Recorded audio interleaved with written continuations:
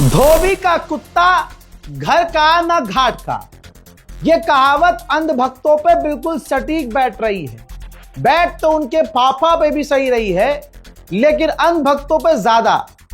क्योंकि दोस्तों, मोदी जी ने तेल के दबाव में, गैस के दबाव में ऐसी पलटी मारी है कि अंधभक्त भी अब कंफ्यूज हो गए हैं कि अब करें तो क्या करें।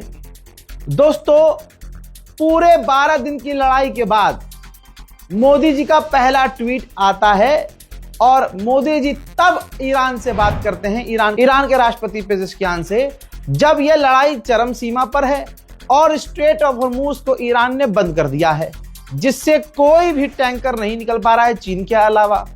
तो जब भारत में एलपीजी, दूसरी गैस और क्रूड ऑयल की कमी हुई, तो तब जाकर मोदी जी को एहसास हुआ कि भाई ईरान के अंदर जो इंफ्रास्ट्रक्चर पर नुकसान हो रहा है, आम लोग जो मारे जा रहे हैं और वो जो बच्चियां मारी गई हैं, ये बड़े तो दुख की बात है। तो दोस्तों, दुख वुख कुछ नहीं, ये प्रेशर बना, राहुल गांधी का प्रेशर काम किया। पूरी दुनिया थूक रही थी कि भाई साहब, मोदी की विदेश नीति क्या है। अपने दोस्तों के साथ बुरे वक्त में खड़े नहीं होते, दोस्तों को बुलाते हैं, एक्सरसाइज करके जब वो वापस जा रहे होते हैं, उन्हीं के घर के करीब दुश्मन उनको मार देता है, 100 से ज्यादा नेवल ऑफिसर्स को मार देता है, और जो जहां से अभी जा रहे थे वो भारत आलोचना तक नहीं करता। लेकिन मोदी जी का एजेंडा कुछ और रहा होगा कि किसी पार्टी और खास धर्म के लोगों को खुश करना रहा होगा उनका एजेंडा।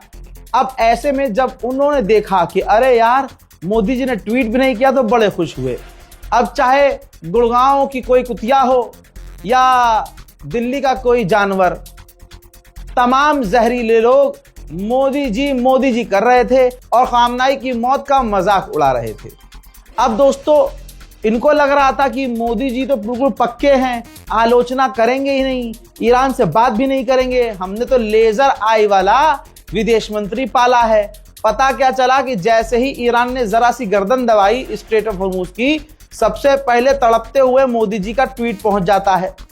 बल्कि ट्वीट बाद में किया, मोदी जी पहले पेजेशकियान से बात कर चुके, और इतनी हिम्मत भी नहीं हुई उनके ट्वीट में पढ़ लेना कि स्ट्रेट ऑफ हॉर्मूज में भारत को सुरक्षा अगर मांगी हो।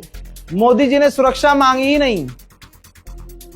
अब अगर मोदी जी का अगर सही रहता रवैया और बुरे वक्त में ईरान के साथ खड़ा रहता, तो भाई जो आज किया है बस वो पहले ही करना था। जो आज बात करी है आप पहले बात कर लेते, तो ईरान का रुख शायद कुछ और होता। बहरहाल दोस्तों, ईरान की यही तो जीत है कि जितने भी जरा सा भी बुग्ज रखते थे, सबको नुकसान पहुंचा है, चाहे डायरेक्ट चाहे इनडायरेक्ट, और हमको इनडायरेक्ट नुकसान पहुंचा है। और हमारे मोदी जी अब खुद पेजेशकियान से बात किए हैं। ऐसे में चलो मोदी जी ने तो कर ली, लेकिन अब अंधभक्तों का क्या होगा। धोबी का कुत्ता न घर का न घाट का, ये उनकी जिंदगी हो गई है। ऐसे में जितना भी मुसलमानों के दिलों में जिन जिन लोगों के लिए नफरत थी, सबने ईरान के लिए ये सोचे बिना जहर उगला कि ईरान भारत का पुराना दोस्त है, रशिया जैसा ईरान भी हमारा बहुत पुराना दोस्त है। ऐसे दलाली करने वाले पत्रकारों ने, जैसे आदित्य राज कौल है, इसने लिखा था कि इजरायली आर्मी ने मैसिव वेव हमलों का ईरान के खिलाफ शुरू किया है, ईरान की टेररिस्ट रिजीम के खिलाफ। यानी ईरान को इसने टेररिस्ट कहा। यह तब जब मोदी का बयान नहीं आया था।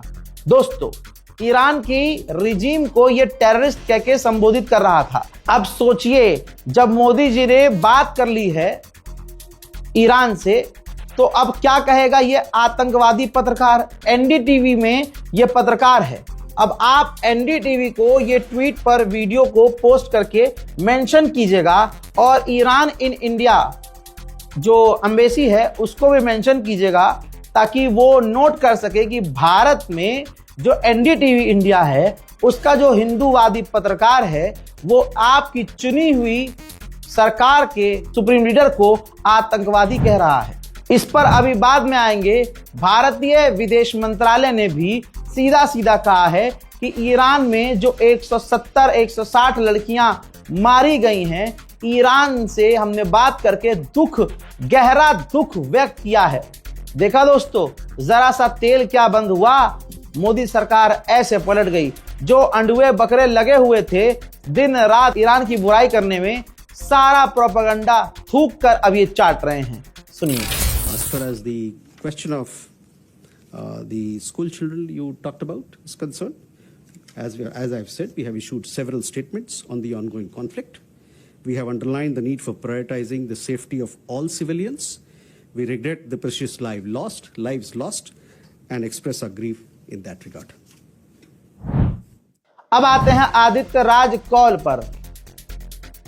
दोस्तों, इसका ये ट्वीट आप देख लीजिए, जिसमें इसने ईरान को टेररिस्ट रिजीम कहा था। अब इसकी दूसरी तस्वीर देखिए, जो यहूदी है, हाँ हो है ना हो, लेकिन इजराइल का इतना कट्टर सपोर्टर था और है कि ये जब इजराइल गया तो उनकी जो धार्मिक स्थल है वॉल, ये वहां गया इजरायली टोपी लगाकर। अब सोचिए, ये मुसलमानों से इतनी नफरत करता है कि मुसलमानों के खिलाफ जाकर ये इजराइल में जो इजरायली खुद मुसलमानी करवाते हैं, और अगर इतिहास देखा जाए तो मुसलमानों से ही उसका यहूदियों का लिंक है। ठीक है, यहूदा जो है इसकी नस्ल है।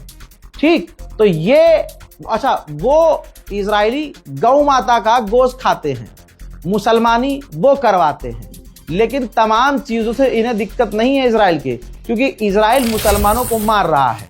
गवर्नमेंट और इंडिया को यह सोचना चाहिए कि आदित्य राज कौल 100% ऐसा ना निकले कि यह मोसाद का एजेंट हो, जो इंडिया में रहकर, जी हां, जो इजराइल का इतना करीबी है और इतने हाई लेवल का पत्रकार है, और इजराइल ये जाकर उसकी सेंसिटिव धार्मिक जगहों पर जाकर वापस आया है। कहीं ऐसा तो नहीं कि ये इजराइल के मोसाद का एजेंट हो। अब आप सोचिए, इसने ईरान को आतंकवादी देश कहा। वहीं इसी के ट्वीट के साथ दूसरा ट्वीट गवर्नमेंट का दिखा रहा हूं, जिसमें हमारी गवर्नमेंट ने 3 मिनिस्टर बनाए हैं कमेटी में, अमित शाह, हरदीप सिंह पुरी और जयशंकर, जो ईरान से बात करेंगे। न्यूज 18 और CNN ने कंफर्म किया है कि ये भारत के 3 दिग्गज नेता ईरान से ये तेल के रास्ते के क्लियरेंस के लिए और अपडेट पर बात करेंगे। यानी आदित्य के हिसाब से टेररिस्ट ऑर्गेनाइजेशन और जो टेररिस्ट रिजीम है उससे मोदी सरकार बात कर रही है।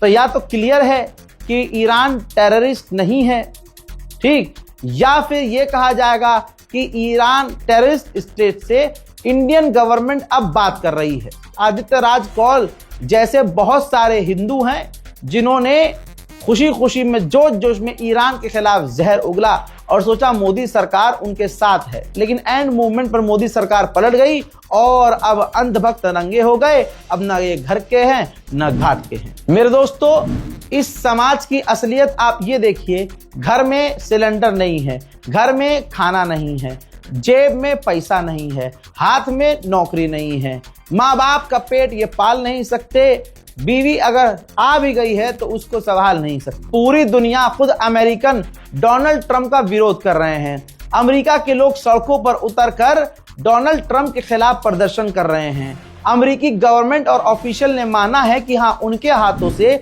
ईरान की छोटी छोटी बच्चियों का कत्ल हो गया है। यहां आप देखिए, यहां हरिओम उत्तर प्रदेश का डोनाल्ड ट्रंप के पोस्ट पर जाकर लिखता है, सर अगर आप ऐलान कर दें कि बजरंग दल और आरएसएस और जो सनातनी हैं इंडिया से, उनको हम बुला रहे हैं हमारी कंट्री को बचाने के लिए, तो ईरान को पलक झपकने से पहले खत्म कर दिया जाएगा। जय श्री राम। हजरात, ये है 2014 के बाद वाले हिंदुओं की असलियत। ये 2014 के बाद वाले हिंदू है। अब सोचिए, जिसने बच्चियों का नरसंहार किया और उसकी गवर्नमेंट अब उसके खिलाफ बातें कर रही है। अमेरिका के खुद लोग अमेरिका और इजराइल के गवर्नमेंट के खिलाफ हैं, जिनको दुनिया छोड़ रही है। सिर्फ उत्तर प्रदेश का हरिओम उस आदमी को सपोर्ट कर रहा है जिसने बच्चियों का नरसंहार किया। क्यों? यहाँ हिंदूवादियों रैली में आप सुनते हैं ना, मुसलमानों को मिटाओ, मुल्लों को भगाओ, काट दो, छाट दो, पीट दो। तो ये मेंटालिटी इसकी इजराइल से मैच कर रही है। इसलिए इसने कह दिया कि ईरान को इजराइल खत्म नहीं कर पा रहा है, अमेरिका की हालत खराब है और गणचट्टे कह रहे हैं कि ईरान को पलक झपकने से पहले आरएसएस और हिंदू रक्षा दल के लोग खत्म कर देंगे। बताइए, औरत छेड़ते हैं ये लोग, लड़कियां छेड़ते हैं अपने ही कौम की। एक ग्रुप है ना हिंदूवादी जो बनता है, और फिर पुलिस को ही बदनाम करते हैं कि भाई इन्होंने हमें मारा पीटा। बाद में पुलिस बताती है कि भाई लड़की का चक्कर है, लड़की से इन्होंने छेड़खानी की थी। तो ऐसे हिंदू संगठनों को हरिओम कह रहा है कि भैया इनवाइट करो, हम ईरान को खत्म करेंगे। अब इसकी दिक्कत ये नहीं है, दिक्कत इसके नाम में है। इसका नाम है हैरी और आगे लिखा है बीजेपी कार्यकर्ता मोदी का परिवार। बस सारी बात खत्म। अब सोचिए, मोदी का परिवार यानी इसका बाप ईरान को अपना दोस्त बताकर आज बात करता है और पेजेश्कियान से मोदी जी सारी बातें शेयर करते हैं और हालात बताते हैं और उनसे हालात सुनते हैं। लेकिन उनकी नाजायज औलाद मोदी का परिवार इजराइल और अमेरिका के लिए लड़ने को तैयार है। हजरात, ये लोग भारतीय सेना में जा नहीं पा रहे हैं। यहां सिस्टम ऐसा है, विदेश में जाएंगे ये। अरे जो होली पे गंदे गंदे काम करते हैं महिला, तौबा तौबा, महिलाओं की किस तरह की वीडियो आई है वो तो हमने कवर की नहीं, लेकिन जो खबरों में आया आपने देखा होगा। सोचिए, ये जब अमेरिका जाएंगे, जब कोई विदेशी लड़की यहां आती है तो भाई इनकी मुंह से लार टपकती है। ये इजराइल के लिए जाएंगे, अमेरिका के लिए जाएंगे लड़ने के लिए ईरान से। इनके हाथ में AK-47 दोगे और इनके साथ कोई महिला सैनिक होगी, ये बस उसको देखते रहेंगे और सर में गोली खा लेंगे। इनकी औकात बस इतनी है। सच्चाई यह है कि धोबी का कुत्ता अब घर का ना घाट का है। मोदी जी के जितने अंधभक्त थे उनको तगड़ा झटका लगा है। उनको आज 4 चम्मच एक्स्ट्रा गू खाना पड़ेगा। हो सकता है अपनी ही टट्टी चाटनी पड़ जाए दिमाग को शांत करने के लिए कि फाफा ने इनका साथ छोड़ दिया। यहां पर जब पूरा देश खतरे में पड़ा तब मोदी जी ने सोचा कि भाई फादरलैंड का साथ नहीं देना चाहिए और ट्रम्प से भी अब जो होगा देखा जाएगा, ईरान से बात करके दुख व्यक्त कर देना चाहिए। हालांकि ये काम पहले करना था। ये बात क्लियर करना चाहता हूं कि अभी भी ईरान ने भारत को कोई क्लैरिफिकेशन, कोई अप्रूवल नहीं दिया है कि आपके तेल के टैंकर हमारे स्ट्रेट ऑफ हॉर्मुज से निकल सकते हैं। अभी ऑफिशियल स्टेटमेंट ईरान ने भारत के लिए कुछ नहीं दिया है। इसके अलावा बीती रात ईरान पर लगातार बड़े हमले हुए हैं और अभी भी ईरान पर, तेहरान पर, मशहद में हमले हो रहे हैं। हमलों का कुछ मंजर। ساعت 10 شب 21 اسفند است که با سمت دوپوها رو زده.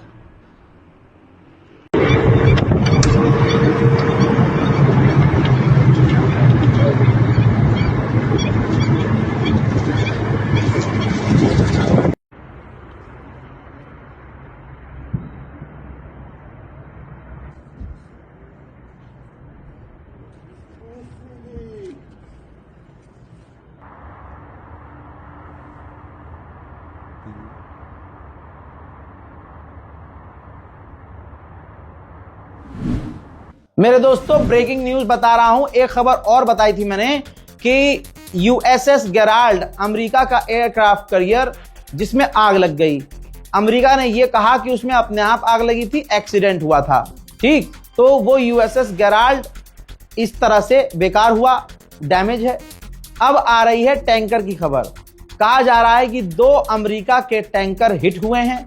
अमेरिका ये कह रहा है कि वो फ्रेंडली हिट हुए हैं, आपस में टकरा गए थे। हाँ, खिलौना है ना, तुम खेल रहे थे, टकरा गए थे। बहरहाल कहा जा रहा है कि एक इराक में क्रैश भी हो गया है टैंकर इनका, जो बड़ा वाला जहाज होता है जिसके अंदर, जिसको इस्तेमाल किया जाता है हवा से हवा में ही फाइटर जेट को रिफ्यूल करने के लिए। तो इराक में एक क्रैश हो गया है इनका टैंकर अमेरिका का, जिसमें 6 अमेरिकी एयरफोर्स के लोग थे। ऑब्वियसली वो बचे तो होंगे नहीं, क्योंकि फाइटर जेट होता है तो इजेक्ट कर लेते हैं। जहाज ही फट जाए, क्रैश हो जाए, गिर जाए तो आदमी कैसे बचेगा। दूसरी बात, एक एयरक्राफ्ट कैरियर इन्हीं में से इमरजेंसी लैंड हुआ है इजराइल में। कहा जा रहा है कि वो डैमेज है। उधर मेरे दोस्तों, इंटरनेशनल भिखारी, तस्वीर देख लीजिए, पहुंच गया है। पाकिस्तान का प्रधानमंत्री पहुंच गया है सऊदी अरब और बिन सलमान से मुलाकात की है। बिन सलमान से मुलाकात करने के बाद काफी दुख व्यक्त किया है कि कुछ ज्यादा ही बुरा हो रहा है आप लोगों के साथ। और इसका मेन रोल ये है कि ये सऊदी अरब गया है। कहा जा रहा है कि अमेरिका, ईरान और अरब देशों के बीच में ये बात करवाएगा और ईरान के आगे हाथ पैर जोड़ के उसको समझा बुझाकर मीडिएशन करवाएगा, बातचीत की टेबल पर लेके आएगा। IRGC बहुत खतरनाक खेल रही है। रिपोर्ट ये है जो खुद कंफर्म की है अल जजीरा ने कि IRGC ने अरब के देशों को ऑफर किया है कि आप हमें इंफॉर्मेशन दीजिए कि आपके इलाके में किस किस जगह अमेरिकी फौज और अमेरिकी लोग हैं। यानी ईरान बहुत खतरनाक खेल रहा है। 5 दिन पहले ख्वाब में ऐलान कर चुका है डोनाल्ड ट्रंप कि हम जीत रहे हैं, लेकिन ईरान चीर रहा है। उधर मेरे दोस्तों ईरान ने बहुत बड़ी बात कही है। ईरान ने कहा है कि स्ट्रेट ऑफ हॉर्मुज में हम सिर्फ अमेरिका और इजराइल से जुड़े हुए टैंकरों को रोक रहे हैं। यानी क्लियर है कि अगर परमिशन मिलेगी तो भारत को ही नहीं, जिस भी टैंकर का कनेक्शन अमेरिका और इजराइल से नहीं होगा उनको स्ट्रेट ऑफ हॉर्मुज से ईरान गुजरने देगा। हालांकि अभी भी ये चीज क्लियर नहीं है मेरे दोस्तों। बस अभी मेरे पास जस्ट खबर आई है, जिस टैंकर की मैंने बात बताई जिसमें 6 अमेरिकी सैनिक सवार थे, वो टैंकर जो क्रैश हुआ है, खबर ये आ रही है कि 6 के 6 सैनिक अपनी सही जगह पहुंच गए हैं। हजरात, ईरान ने उधर 43वां हमला, जी हां 43वां हमला किया है शब कद्र में। जी हां 43वां हमला, 43वां वेव ऑफ अटैक, यानी हमलों का एक जत्था, 43वीं बार ऐसा हमला जो अमेरिका और इजराइल के ठिकानों पर था। आपकी स्क्रीन पर दुनिया की तमाम बड़ी कंपनियों के स्टॉक मार्केट का हाल है। सब कुछ लाल नजर आ रहा है। स्टॉक मार्केट पूरी तरह से क्रैश हो रहा है। इसका भी असर सारी दुनिया पर पड़ रहा है। इसी तरह से आपके सामने 2 सैटेलाइट इमेज है, ये यूएई की हैं। यूएई में अमेरिका के जो बेस हैं पूरी तरह से हिट हुए हैं, डैमेज हुए हैं। कहने वाले गुलाबी सुअर पहले ही बोल चुके कि हम तो जीत गए और ईरान के मिसाइल सिस्टम खत्म हुए दोस्तों। हजरात, अंधभक्तों के फादरलैंड और फादरलैंड के फादर पीटे जा रहे हैं। जो खामनाई के मरने पर खुश हो रहे थे, उनकी शहादत पर खुश हो रहे थे, अब वो सारे सुअरों का झुंड यहाँ भारत में सदमे में है और अब ये खुंदक मुसलमानों से निकालेंगे, मुसलमानों की मॉब लिंचिंग करके। वहीं इजराइल का एक और ईरान ने ड्रोन मार गिराया और तस्वीर जारी की है। अंधभक्तों में शोक का माहौल है। अच्छी खासी ईरान की पिटाई हो रही थी। इन अंधभक्तों ने तुरंत नेतन्याहू को तिलक लगा दिया, उसकी पूजा वूजा करने लगे, आरती उतारने लगे। इनकी ऐसी पनौती लगी कि अमेरिका और इजराइल दोनों की लग गई। हज़रात मोहतरम, फ्रांस का मिलिट्री बेस है इराक के अंदर। कहा जा रहा है कि इराक के अंदर ही जो ईरान के समर्थक ग्रुप हैं, उसने फ्रांस के बेस को निशाना बनाया है और पूरी तरह से बेस को उड़ा दिया है। देखिए,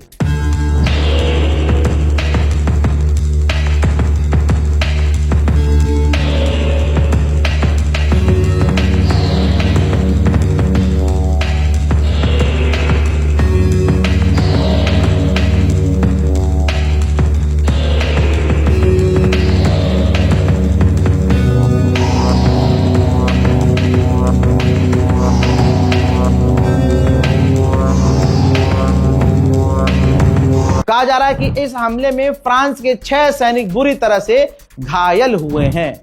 मेरे दोस्तों, इंटरनल रिपोर्ट है, खुफिया रिपोर्ट है कि व्लादिमीर पुतिन पूरी तरह से अपने दोस्त ईरान की मदद कर रहे हैं। सैटेलाइट इमेज दे रहे हैं, लाइव अपडेट दे रहे हैं मिलिट्री को।